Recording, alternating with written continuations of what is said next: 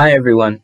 In this video of Accelerated Chess Dragon, we're going to be looking at a game played by Fabiano Caruana and Alexander Onischuk.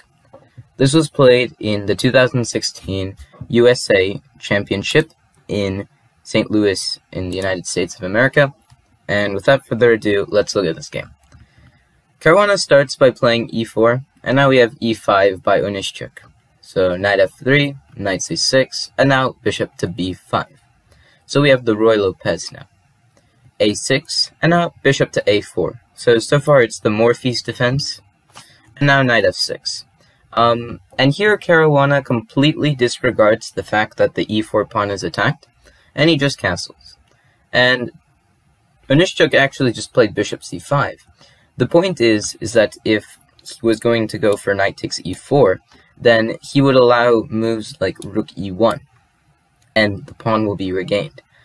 For instance, knight to c5, bishop takes c6, d takes c6, and now knight captures e5, and let's say knight e6 to block the ideas of discovered checks. After knight c3, white's development is somewhat better than black's. So instead of capturing the e4 pawn, Onischuk just played bishop c5, he ignored it, and after c3 he still ignores it. The idea is practically the same, except after knight takes e4, there's the idea of, instead of rook e1, you could play queen e2. And after queen e2, the point is that, well, if you try, let's say, knight d6, or knight f6, there can be bishop takes c6, or even d4. There are many different moves that one could play in this position, and let's say bishop to b6 was played. Now white can even just go for bishop takes c6, and after d takes c6, knight takes e5, and he has somewhat of a better position. He has a more stronger grip on the position, you could say. So again, Onischuk just declines the offer. And after b5 was played, attacking the bishop, now Caruana decides to defend the pawn at bishop c2. And now we have d5. Onischuk is of course threatening to capture the e4 pawn, and he's also inviting Caruana to exchange a few more pawns with him. So we have a4. Caruana is not interested in attacking or capturing the pawns in the center. Rather, he's trying to play on the flanks. And a rather more considerable move that one could play is actually pushing this pawn to b4, and then playing a4. Same idea, but you just gain a bit more space. But after a4 was played, we have d takes e4 by Onischuk, and now a takes b5. So Caruana grabs the pawn, and the point is that after this knight moves, let's say it moves to e7, then knight takes e5 will be played, so you will win a pawn. So you need to be careful here. Therefore, Onischuk played bishop g4, and after bishop g4 was played, b takes c6 and e takes f3. So Onischuk actually sacrifices a pawn here, but if you consider his pawn structure and also like how many pieces are developed, you can tell that Caruana is not in the best position for that. We have bishop e6, Onischuk just goes back, and now rook to a5. A rather creative way of activating the rook by using the fifth rank. And now we have queen d6. And queen d6 is just protecting the bishop. It's also, in some cases, threatening to capture the pawn. Not immediately, of course, because there is the option of bishop to a4, but later on, who knows. Queen takes c6 is an option to play. So we have f4, and now e4, just declining the pawn trade. And now we have d4. Caruana wants to activate his pieces, and by doing so, he needs to firstly move that d pawn.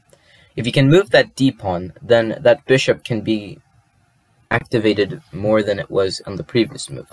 So with d4, he's of course trying to later on bring the bishop to e3, and from there it can go to better squares.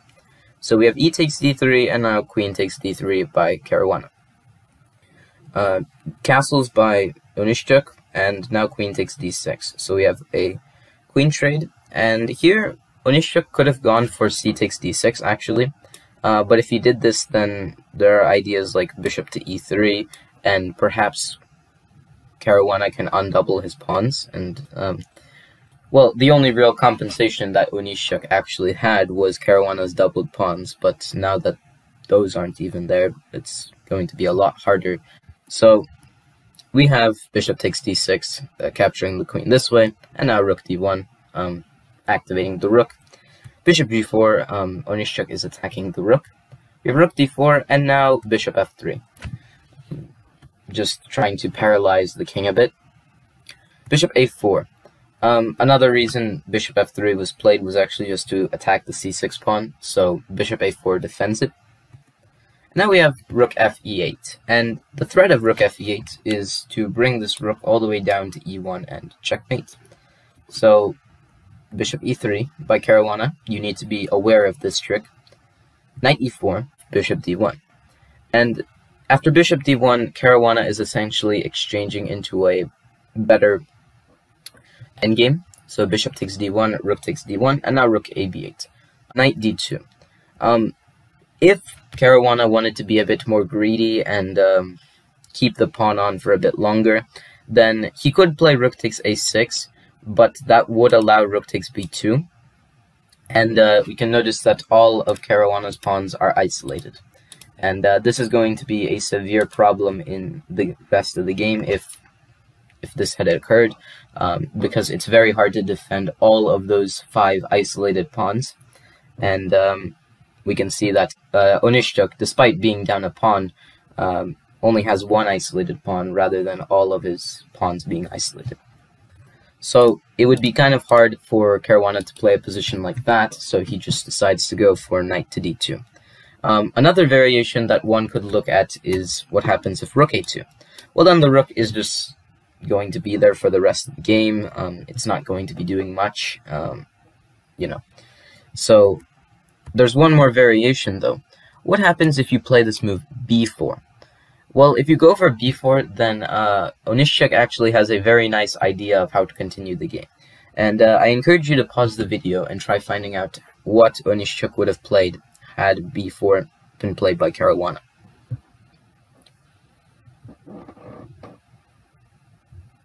Okay, so the correct answer is knight takes c3. And the point of knight takes c3 is that, well, you're simply removing the pawn defending the b4 pawn, and now if knight takes c3, there is bishop takes b4. And the point of this is that not only does Onischuk win 2 pawns, but he's practically forcing Caruana to play with weak pawns everywhere. You cannot play rook c5 and try to play a position where you have 2 pieces for a rook after bishop takes c5, bishop takes c5. Yes, this would be good for white, but black does not have to play bishop c5, and in fact he can just play rook takes e3. And after f takes e3, bishop takes c5, Caruana is down 1 pawn. He actually went from being up a pawn to down a pawn, and now Onischuk will just activate his king. Let's say king f8, king e8. He'll try to trade the rooks, and with bishop versus knight, it surely should be a lot easier for Onischuk to maneuver his bishop and win the game a lot quicker. So we have, after rook ab8, knight d2. And knight d2 actually is setting up a trap.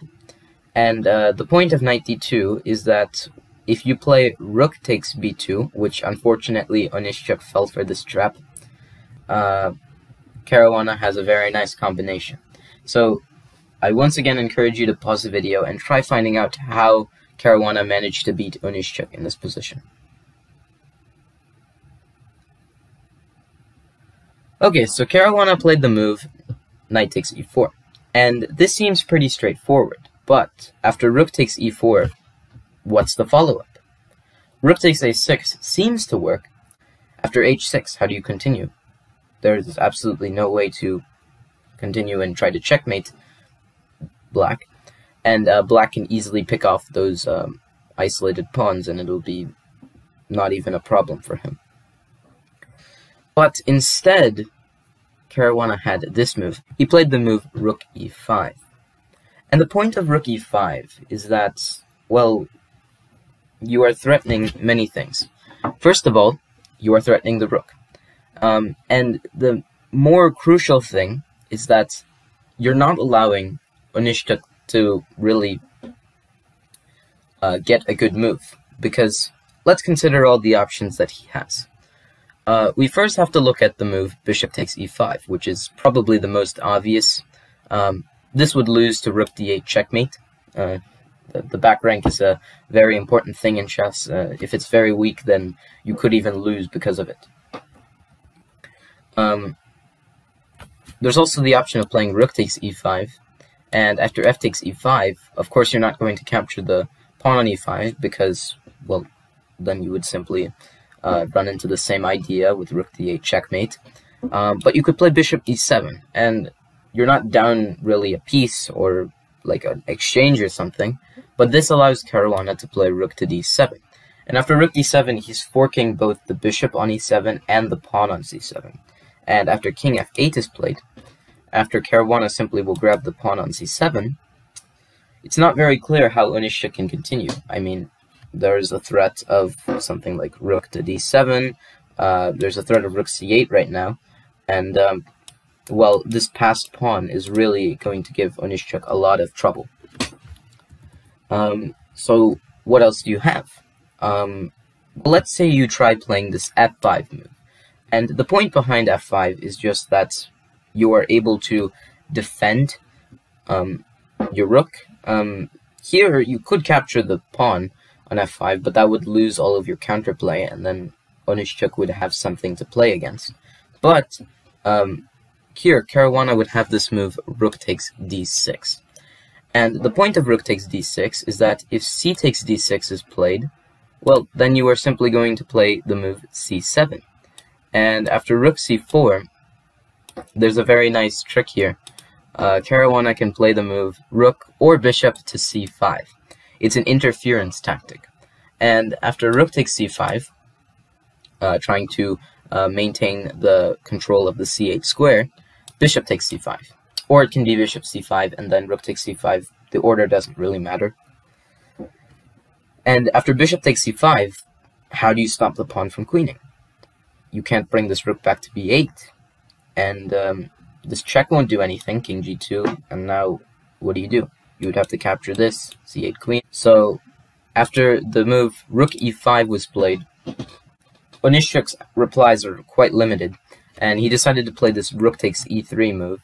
And after rook takes e3, he's still lost, but he at least doesn't lose to like checkmate in 1 or a rather humiliating defeat. So here, f takes e3. You could play rook takes e3, but f takes e3 is just kind of making fun of the fact that the bishop cannot move. So rook to b8, now there actually is a threat of capturing the rook. But now rook a5, Caruana is of course threatening the a6 pawn. So we have king to f8, and instead of capturing the a6 pawn, which would be just as winning, Caruana actually plays the move c4. And after c4 was played, Onischuk resigned the game as there's nothing to do, and a nice and flawless victory by Caruana. So I hope you all enjoyed the video, and if you have any suggestions or feedback for me, please let me know in the comments section, and stay tuned for more chess.